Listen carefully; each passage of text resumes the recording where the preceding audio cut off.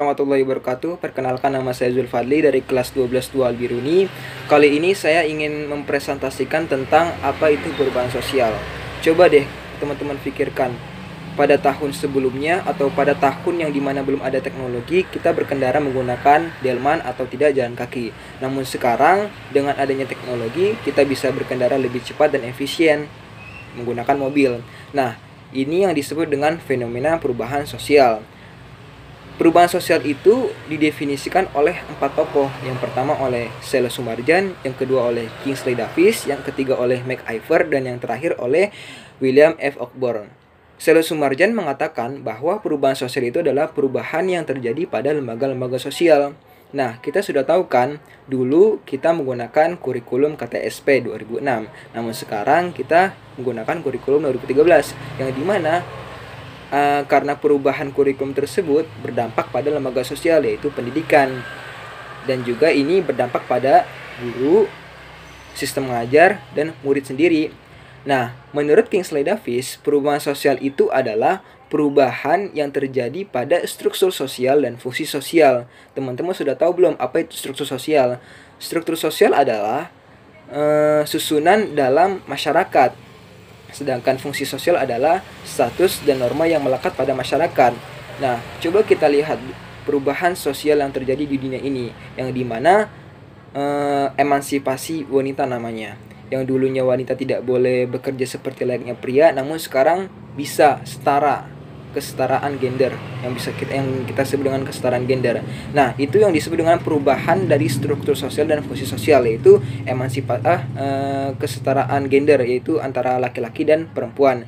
Sedangkan menurut MacIver, perubahan sosial itu adalah perubahan yang terjadi pada hubungan sosial dan dalam keseimbangan sosial. Nah, hubungan sosial ini berbentuk interaksi sosial, sedangkan keseimbangan sosial ini ya seperti konflik sosial yang terjadi akibat perubahan hubungan sosial tersebut. Contohnya kita bisa ambil antara ojek online dan ojek pangkalan. Yang dulunya orang-orang berhubungan dengan ojek pangkalan, sekarang dengan adanya teknologi atau adanya perubahan beralih ke ojek online, adanya ketidakseimbangan hubungan sosial, dan itu berujung menjadi konflik masyarakat. Itu yang dikatakan oleh MacIver, bahwa perubahan sosial adalah berubahnya hubungan sosial dan keseimbangan sosial.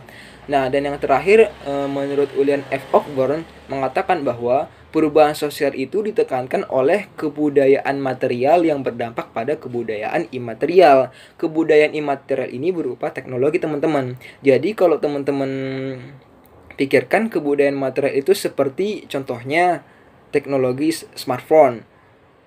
Nah, karena adanya teknologi smartphone, kan itu kan bisa teknologi modern lah kita bilangnya, membuat aktivitas lebih cepat dan efisien. Ini dapat menimbulkan kebudayaan imaterial atau kebudayaan yang tidak berwujud, seperti pola pikir masyarakat yang serba instan atau tidak konsumerisme, tidak mau memproduksi. Namun dari perubahan ini juga ada positifnya, yang dimana manusia atau masyarakat akan selalu berinovasi. Contohnya seperti saya membuat video konten pembelajaran menggunakan teknologi ini, atau disebut dengan inovasi. Oke. Jadi kesimpulannya adalah perubahan sosial adalah perubahan sosial yang berubah dari segi lembaga sosial, struktur dan fungsi sosial, hubungan sosial dan keseimbangan sosial, dan yang terakhir adalah perubahan dari kebudayaan material yang berdampak pada kebudayaan imaterial. Jadi teman-teman sudah paham kan apa itu perubahan sosial? Ya, mudah kan untuk dicerna. Itu saja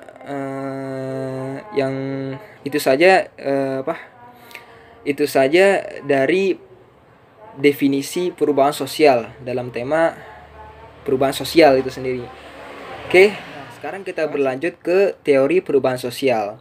Teman-teman, teori perubahan sosial itu ada 3 loh. Yang pertama adalah teori evolusi, yang kedua adalah teori linier atau perkembangan, dan yang ketiga adalah teori siklus. Nah, teori evolusi tersebut adalah perubahan sosial yang memiliki arah tetap dan berlangsung secara bertahap. Teori evolusi ini dibagi menjadi 3 konsep oleh Alex Inglés, yang dimana ada konsep unilinear theory, yang kedua ada universal theory, dan yang ketiga adalah multiline theory. Unilinear theory adalah proses perubahan sosial yang melalui tahap-tahap tertentu.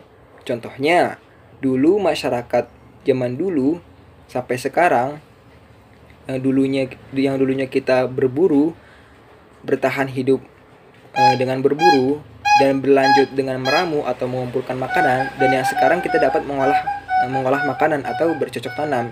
Jadi intinya unilinear theory adalah proses perubahan sosial yang melalui tahapan, yang dimana dulunya kita berburu, meramu, dan sekarang kita bisa mengolah makanan kita dengan bercocok tanam.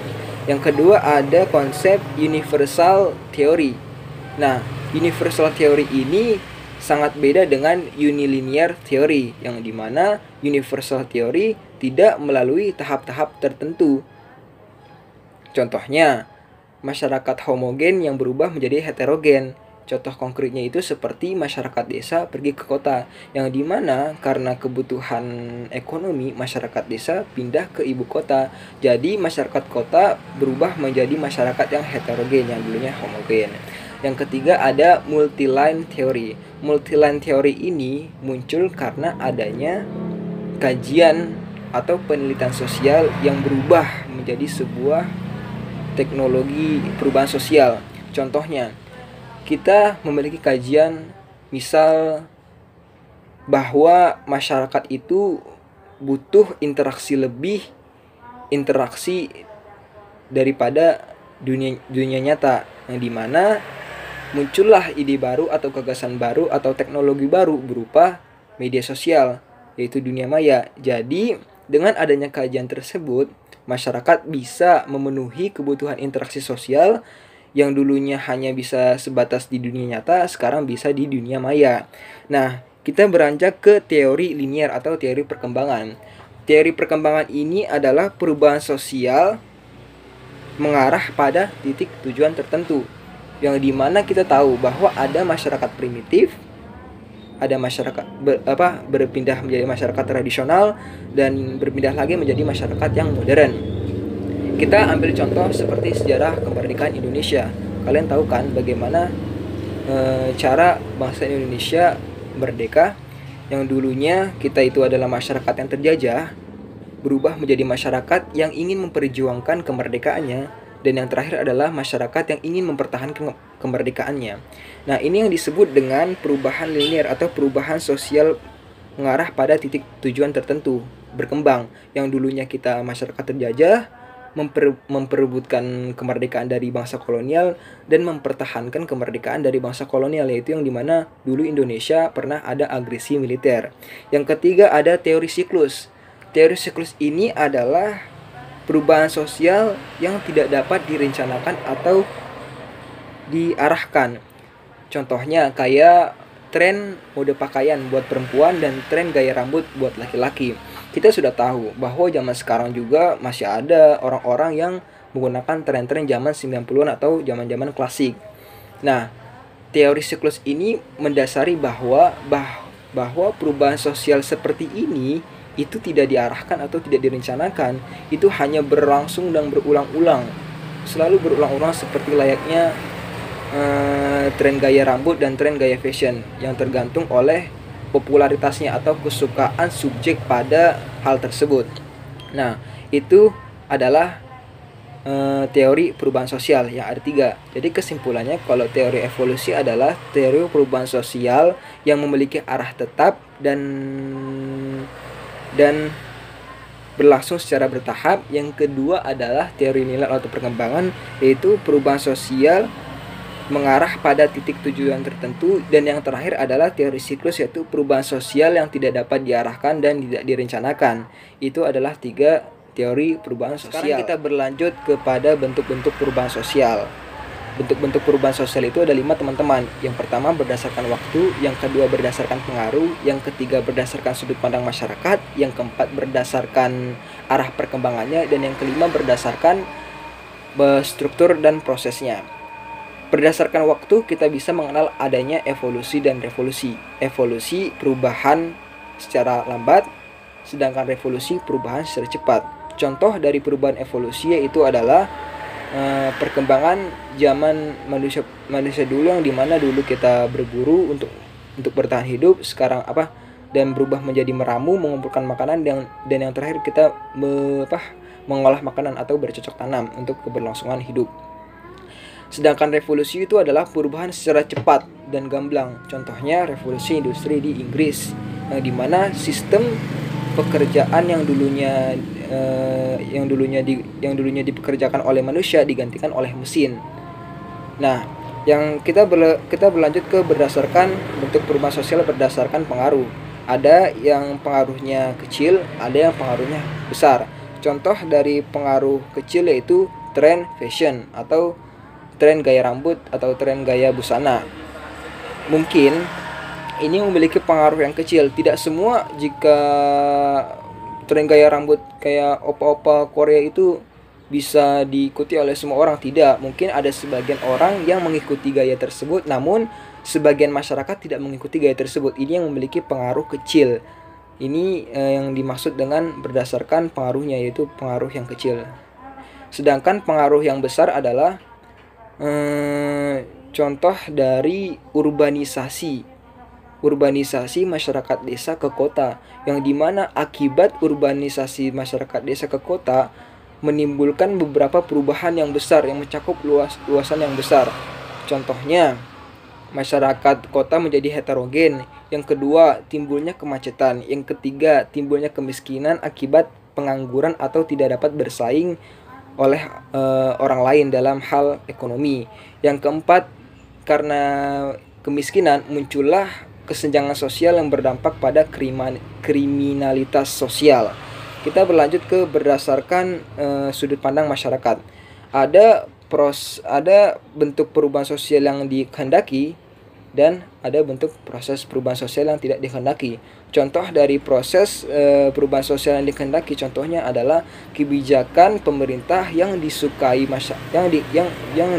masyarakat dan berdampak positif. Contohnya kebijakan gratis sekolah, yang dimana para masyarakat tidak perlu membayar tagihan sekolah untuk menyekolahkan anak-anaknya. Ini adalah perubahan yang dikehendaki masyarakat dan memberikan dampak positif.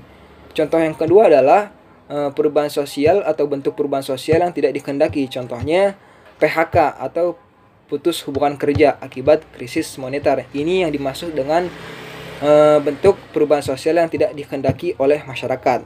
Kita berlanjut ke berdasarkan arah perkembangannya. Kita tahu kan kalau kita mikir tentang perkembangan pasti ada yang maju dan ada yang mundur. Sama halnya berdasarkan arah perkembangan, ada yang progres, ada yang regres. Contoh dari yang progres adalah kebijakan pemerintah desa, yang dimana listrik masuk ke desa. Dan itu membuat masyarakat desa lebih maju. Jadi dia progres, ada perkembangan yang maju di desa tersebut. Sedangkan perubahan arah perkembangan yang regres atau mundur itu terjadi pada era saat ini, era media sosial ini atau era teknologi ini, yang dimana atau terdapat orang-orang yang menyebarkan hoax, berita-berita bohong, membuat pangkalan judi online di dunia maya dan prostitusi online. Ini mengarah pada arah perkembangan yang mundur dalam hal moral ya. Dan yang terakhir adalah bentuk perubahan sosial berdasarkan struktur dan prosesnya.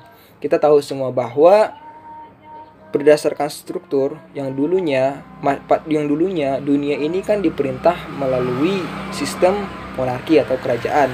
Sekarang ini menyeluruh pada masyarakat, berubah menjadi republik atau presidensial. Dan yang kedua adalah berdasarkan proses. Proses itu bersifat melengkapi dan menyempurnakan. Contoh, dulu yang kita menggunakan kurikulum KTSP 2006